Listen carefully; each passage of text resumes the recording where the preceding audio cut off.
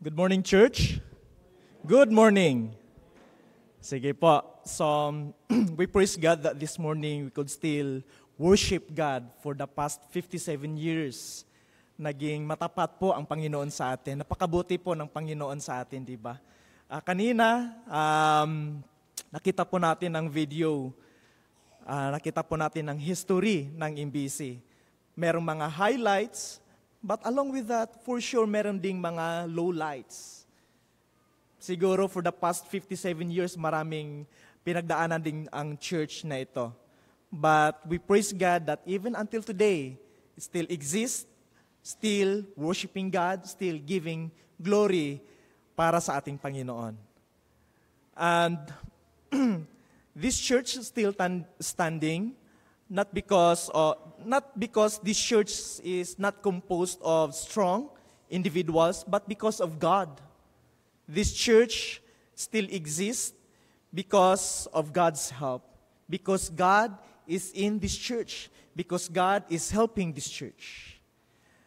And this morning, patuloy po nating pag-aralin ang salita ng Panginoon dito po sa Isaiah chapter 41 verse 10.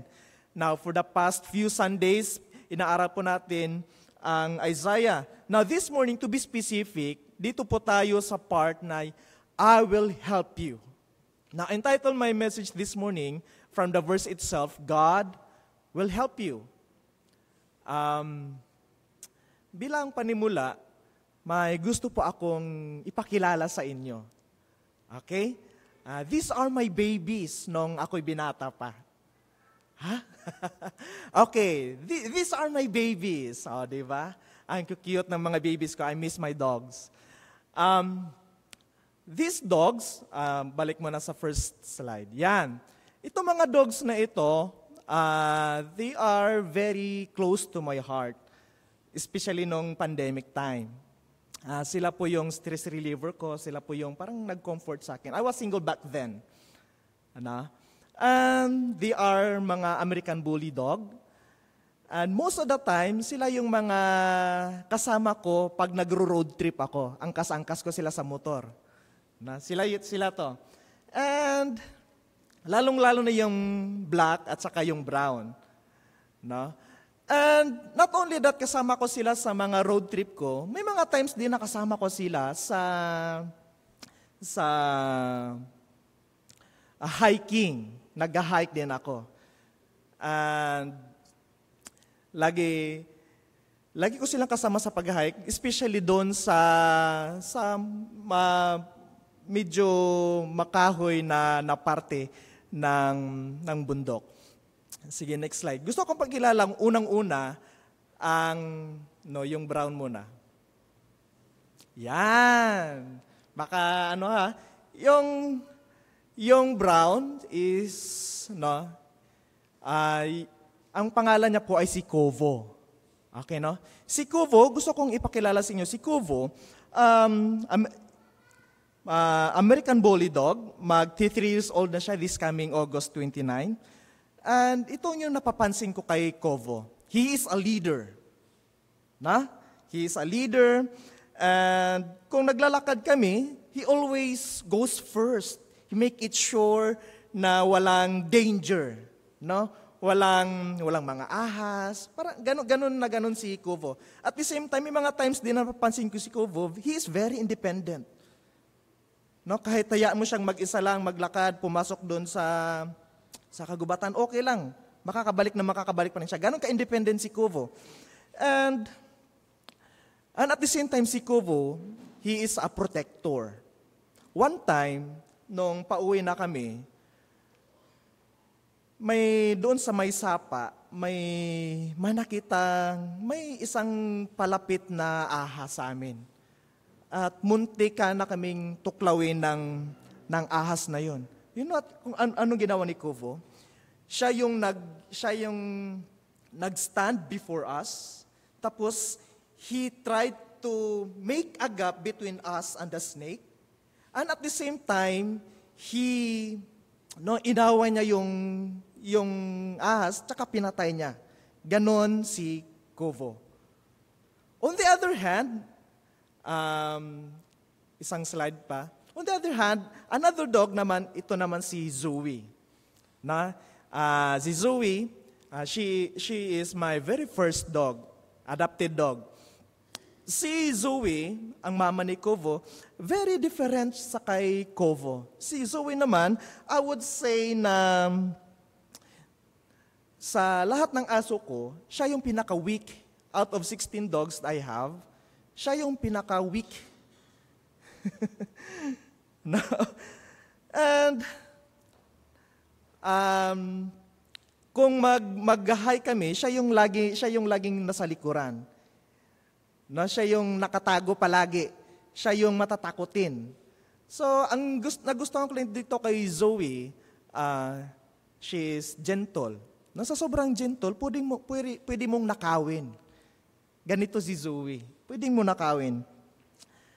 And sometimes, may mga times din na clumsy siya, puyatin, no? And balikan ko yung story kanina nung may ahas, na inatake kami ng ahas.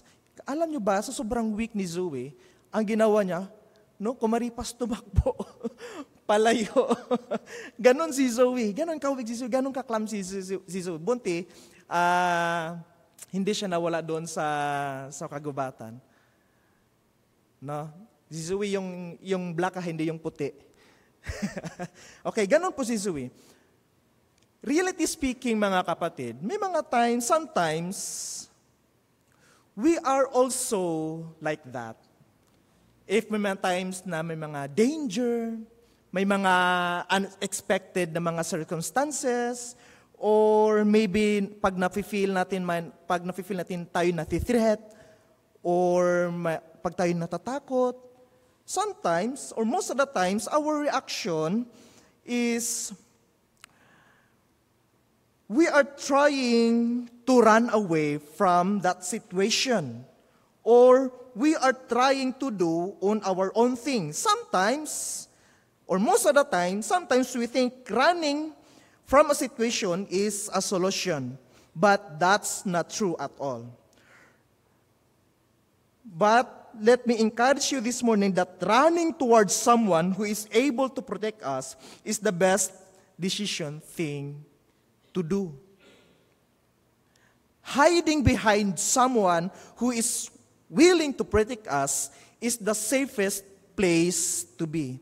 Even Isaiah himself experienced fear and frustration through his prophetic ministry.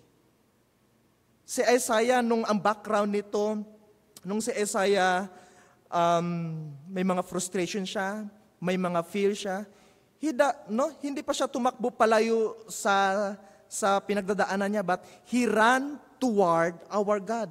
He claimed the very promise of God, and the promise of God was to help him. Now, banggitin ko lang po kung ano po ang mga fears and frustration ni Isaiah. Number 1, Assyrian expansion. This was the time na yung mga taga-Assyria nilusob yung mga taga-Israel, and they became captives. Now, and this Assyrian has now power and authority over the lands, and sila po nagpapatakbo ng kanilang gobyerno, which was very, very different sa kanilang nakasanayan na gobyerno, na pamamalakad. Na this government is very dependent sa kanilang armies, sa kanilang leaders, but ang mga taga-Israel, ang mga taga-Jerusalem, they were yung government nila, they rely on God. And ito po yung pinaglalaban ni Isaiah, that you should trust God.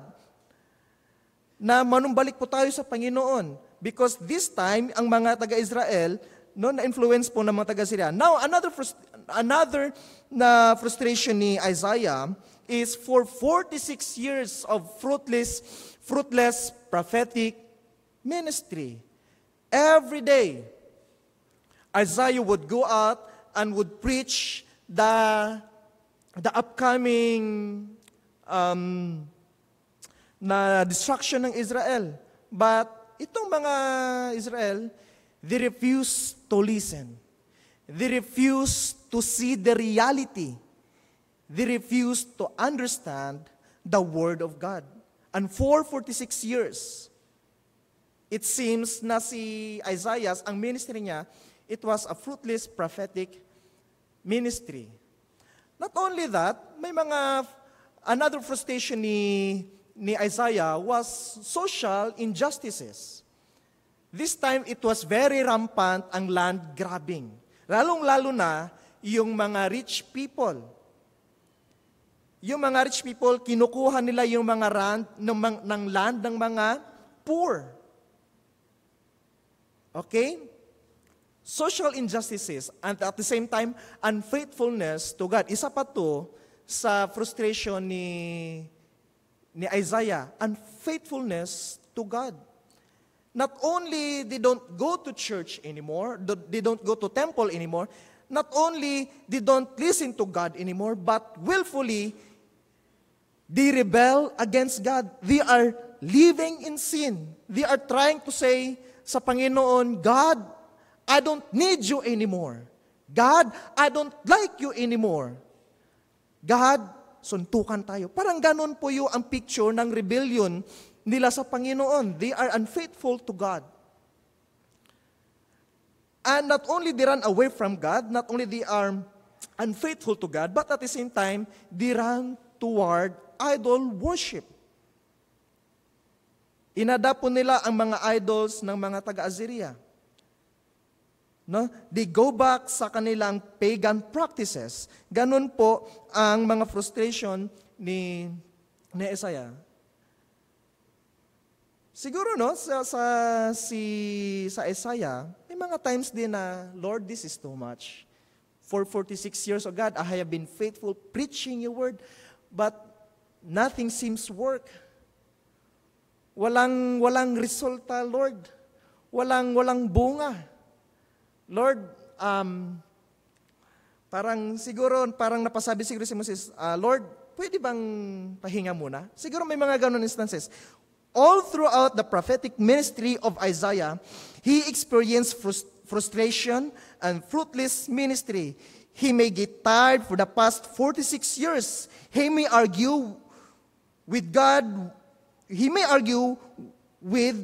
what would be his life in the near future. But Isaiah never ran away from God. He never doubted God's promises. He clung to the very promise of God every time he feels dismay, every time nakaka-feel siya ng takot, because God will strengthen him and God is pretty much willing to help him. And let me propose to you this morning, God provides power to overcome our weaknesses. God provides power to overcome our weaknesses because this is the very promise of God when He says, yes, I will help you. Sa Isaiah, for the past 46 years, every day may mga frustration. Siguro si Isaiah parang nangihina na. Siguro si Isaiah may mga times na he think na may temptation parang mag-quit na. But Isaiah continued on because God promised him that He will help him. And God's promise to Isaiah that God will provide power to overcome his weaknesses. Yes, I will help you is a strong statement of God's assurance that He will definitely help us. This is our personal God. This is the God that we worship. This is the God that we have. And this is the God who made a promise, not only to Isaiah, not only for MBC, but to all of us, that He will help us. That this God na sinasabi ni Isaiah, that this God na sinasabi ni Isaiah is the God na tutulong sa atin sa lahat ng panahon. That this God is not distant from us. that this God na sinasabi na Isaiah, na tinuturo na Isaiah sa atin, is na maaari po nating lapitan. At ito din mismo ang invitation ng Panginoon sa atin, you can come to me. Lumapit po kayo sa akin, hindi po tayo tinataboy ng Panginoon. Nanghihina ka ba? Are you sad? May mga fears ka ba? May mga frustration ka ba? May mga dismays ka ba? Come to me. And this is the invitation of God para sa ating lahat. I'm not sure, mga kapatid, kung anong mga pinagdaan nyo sa buhay ngayon. Maybe kayo'y nalulungkot. Maybe kayo'y napapagod sa trabaho. Or maybe punong-puno kayo ng problema sa buhay. It could be problema relationally, problema sa pamilya, problema maybe sa trabaho, and maybe may mga natural reactions tayo na tayo'y nalulungkot. But this is the invitation of God. Yes, I will help you. And this is the God who promised to us that He will help us na hindi po tayo papabayaan or hindi niya po kakalimutan ang mga promises niya sa atin. Now, unang-una, ang sabi po dito, our God offers His active help. Active help. Now, God offers consistent help because He is unchanging, always near, and faithful to His promises. Unchanging goodness, okay? Because He is unchanging. Our God is unchanging and He is always good. It is God's very nature. He does not change His mind. It is stable and consistent, always providing a reliable foundation and guidance. We can always trust God because He is unchanging God. And God is always good sa lahat ng panahon. Anuman ang pangyayari, anuman ang mga circumstances natin, lumipas man ang maraming taon, our God is still the same. When He promised that He will help us, then surely He will help us. When God promised us that He will encourage us when we are dismayed, then God will fulfill His promise that He will encourage us because our God is good.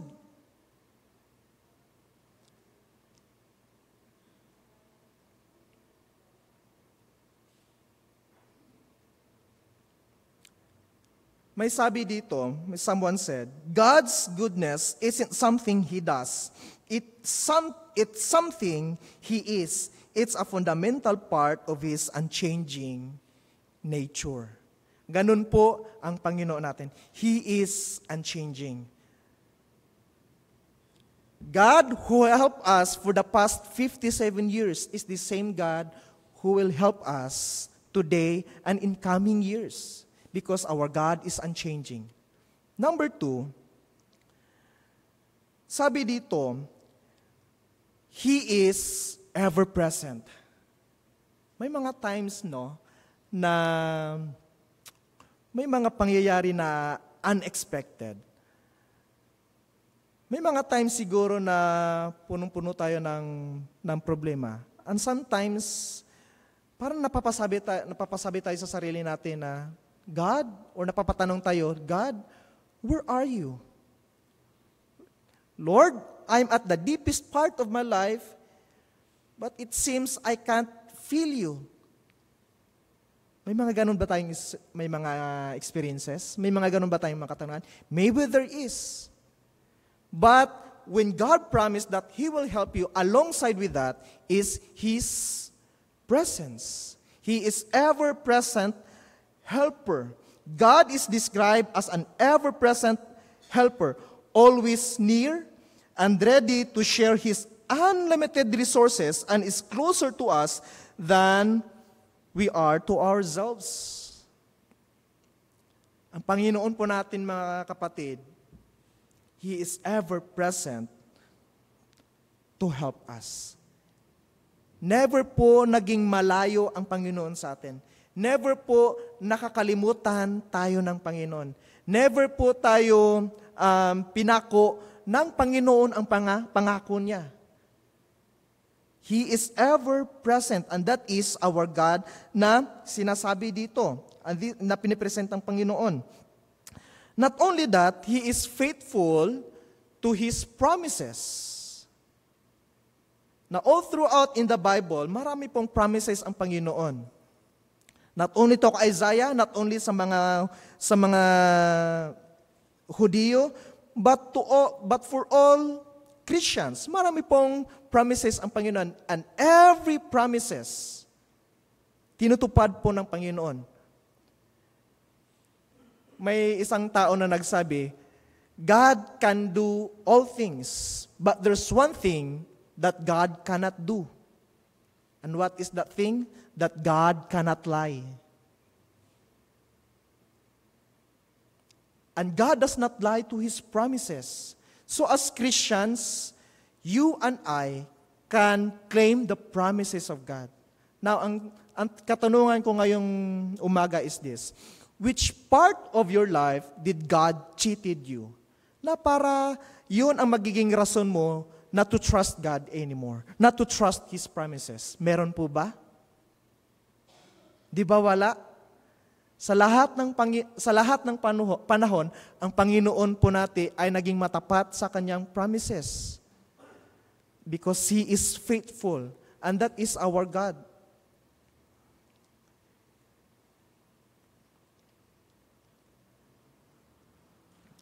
Yes, I will help you is a very strong statement of assurance that He will definitely do it. His glory is on the line. He is saying, if I will not do it, I am untrustworthy. He is saying, yes, I am a trustworthy God. Yes, I am a faithful God. Yes, I am a God who will never fail. Yes, I am your personal God. He is faithful and will not leave you or forsake those who trust Him. And when God helps, it is without delay. He is without delay. God's help is always present and powerful. Though His timing is not always perfect, not necessarily immediate, God is always on time. He is always present. God is always with you, even in difficult times, and His presence and promise is a source of strength. And it is all when God helps, it is always in perfect timing. God helps is always to be on time, not necessarily without delay in human sense, but rather in perfect accordance with His divine plan. Ganun po ang Panginoon po natin. It is without delay. It is always on time. Now, mga kapatid, I'm not sure kung ano ulit yung mga pinagdadaanan nyo sa buhay. But God promised that He will help us. When you are in your problem, there's one person that you need, and that is God, not a thing. Not food, not another material things, not another vacation, but you need God. God can comfort you. God will help you. And in application, number 1, prayer. Develop your prayer life. Lumago pa tayo sa ating prayer life. Spend regular time communicating with God, not just for needs, but for guidance and making decisions aligned with God's desire. Ang prayer po, mga kapatid, it's not only asking what our needs, but also asking guidance and wisdom to align our plans to God's will. Number 2, apply Scripture to life.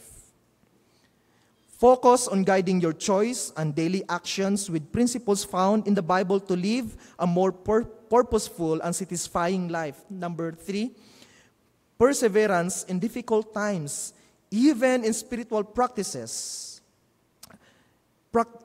Spiritual practices feels challenging. Continue to press in and seek the Lord, seeing this time as a privilege and an opportunity to grow in the Lord. Persevere. Huwag po tayong sumuko. Huwag po tayong huminto. Maybe napapagod na po tayo or kayo sa mga gawain nyo, or maybe napapagod tayo sa mga responsibilities. But God promised that He will help us. So press on. Number 2, na sinasabi po dito that ang ipoprovide po ng Panginoon sa atin is our God never lacks power to help.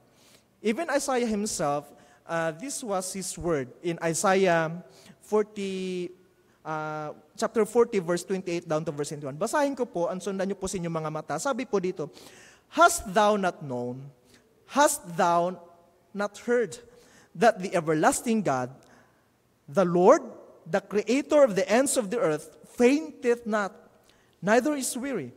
There is no searching of his understanding. He giveth power to the faint, and to them that have no might he increaseth strength. Even the youths shall faint and be weary, and the young men shall utterly befall. But they that wait upon the Lord shall renew their strength. They shall mount up with wings as eagles. They shall run and not be weary. They shall walk and not faint. Natural lamang mga kapatid na tayo'y mga weak. It's very natural sa atin. Nobody is strong. Okay? May mga times po na tayo po'y nanghihina. May mga times po na tayo'y may mga frustration, may mga weariness in life. And dito po papasok ang Panginoon natin. That God will help us. And when God helps, hindi po ito nauubusan. Hindi po ito nababawasan. And God never lacks power to help. He has all the resources. He has all the power. He has all the authority to help us. Now, because our God is an omnipotent God, He is omnipotent. He is omnipotent. Means that God possesses limitless, infinite power, so there are no bounds to what He can do. His power is never exhausted, ensuring He can always help. Even Isaiah himself experienced this. Beginning in chapter 6, Isaiah received the vision from God. And on the following chapter, God commissioned him to go out, not to spread the news. And for the past 46 years, nothing seems to happen. In Isaiah chapter 44 down to chapter 44 down to chapter 45, doon po nag-promise ang Panginoon na, okay, Isaiah, the suffering of these people will be no more. I will deliver them out. I will help them. I will rescue them. Now, lahat ng mga Hudiyo dito sa Assyria, papabalikin ko sila doon sa Jerusalem. Now, and who is that king? And sino po ang naging katuparan nun ng prophecy? Was King Cyrus of Persia as an instrument decreeing to return the Jewish exile to Jerusalem. Now, what is God's omnipotence? God knows what He is doing. God knows, God has a plan for His people. And that's part of God's omnipotence. And paano na-display ng Panginoon ang kanyang omnipotence? To control over empires. Alam nyo ba na hindi lang po Assyria ang nag-captive sa mga Jerusalem in the book of Isaiah? Starting from from Assyria, down to Babylon, and this time sa Persia. And later on sa Persia. And lahat po ng ng empire na dumaan, lahat po ng empire na dumaan sa Jerusalem was in the control of God. Ang lahat po ng action ng mga king that time was also in the control of God. Lalong-lalo na si Cyrus, king of Persia. Now, kung tingnan po natin ng history, it was only because of God. And over 150 years after Isaiah prophesied, it was fulfilled. The accurate prediction and fulfillment and a complex historical event demonstrate God's supreme power, His absolute control over history, and His ability to accomplish His will through human actions. Sabi po ni Pijo, ito po ang binanggit niya po last Wednesday, ito po yung sinabi niya. Ganito po ang magbigay ang Panginoon, ganito po magtulong ang Panginoon. Ang Diyos ay hindi nagbibigay ng paunti-unti o tira-tira. Kapag siya ay nagkaloob, ito ay ayon sa kanyang walang hanggang yaman at kaluwalhatian. Ang kanyang yaman ay hindi nababawasan o nauubusan. Ganun po kamakapangyarihan ang ating Panginoon. So, when God helps, He never lacks power to help. Because God is omnipotent. Not only our God is omnipotent, He is also willing and desires to help. He is willing and desires to help. God is not only willing, but also actively desire to help His people. This divine desire of God is expressed as a longing for restoration with people, and a commitment to bless, providing strength and guidance to those who seek Him. Napakaganda po ng theology na ito, that our God is much willing and desire to help us. Tayo po ay pilit na lumalayo sa Panginoon. But at the same time, pilit po na lumalapit ang Panginoon sa atin. He invites us all. He will come us all. Now, ang kabaitan po ng Panginoon, hindi po nagbabago kung ano man ang nagiging, kung ano man nakaraan natin, ano man ang ginawa natin. Ang Panginoon po natin, when we confess and when we seek His help, God is pretty much willing to help us and He desires to help us. Now, again mga kapatid, I'm not sure kung anong mga pinagdadaanan nyo, but God will assure you, God is much willing and desire to help you. Not only He is willing, but at the same time, He is faithful to His covenant. But the Bible emphasizes a covenantal relationship between God and humanity, where God makes a formal agreements to rescue and restore people. It indicates a consistent, established connection through which He provides to help. Hindi po nakakalimot ang Panginoon, mga kapatid, sa kanyang covenant sa humanity, sa sangkatauhan. An example, when God promised that He will save humanity, He fulfilled it through sacrificing His only Son, the Lord Jesus Christ. Ilang taon man ang lumipas, maraming mang pangyayari ang nangyari, but still, He is faithful to His covenant. And so is God is faithful to His promises to us. Sa kay Isaiah, nagtanong ang Panginoon, whom will I send? Sabi na Isaiah, Lord, here am I, send me. And the rest is history. God helped Isaiah. All throughout his prophetic ministry, God helped him. In application, mga kapatid, is this: cultivate trust in God's power. cultivate trust in God's power. Don't trust on your capabilities. Don't hold on to your power, but cultivate your trust in God's power. In weaknesses, recognize that God will help you, that God will provide the strength that you need. During uncertainties, trust God's sovereign control even when you can't see your way through a situation. During hardship, when facing your own storms, remember that God's power can conquer them. Number 2, actively seek God's help. Automatically go to God. Kneel to God. Call His name. And for sure, God will help you. Remember His promises. Claim God's promises of being a refuge and a helper. Embrace His presence.